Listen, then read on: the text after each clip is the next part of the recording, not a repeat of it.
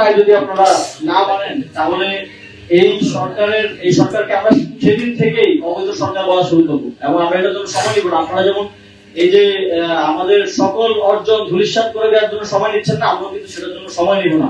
আপনারা যেটা বলছেন যে অনেক সময় আপনারা বলেন, বিভিন্ন আলোচনায় বলেন যে 15 বছরের উত্থান হবে না, 20 বছরের হবে না।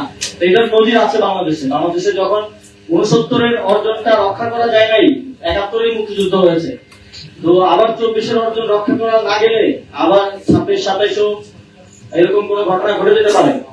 আমরা জাতীয় নাগরিক পার্টির পক্ষ থেকে আমরা শুরু থেকে বলে আসছি যে এই সরকারকে আমরা সহযোগিতা করতে চাই একটা সুন্দর বাংলাদেশ।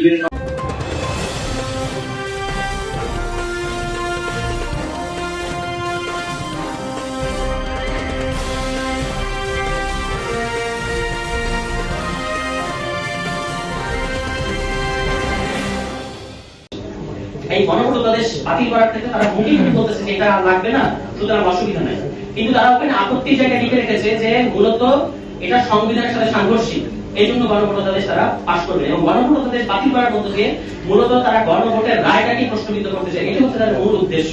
যেহেতু তারা গণভোট মানে না, আপনি দেখেছেন যে আমাদের স্বরাষ্ট্রমন্ত্রী, যাকে নিন্দুকেরা, আমি বলছি না, নিন্দুকেরা মাঝে মাঝে ডিফেক্ট প্রধানমন্ত্রী বলে ফেলেন, তিনি পর্যন্ত বলেছেন আমাদেরকে কুইনাইন খাওয়ানো হয়েছে।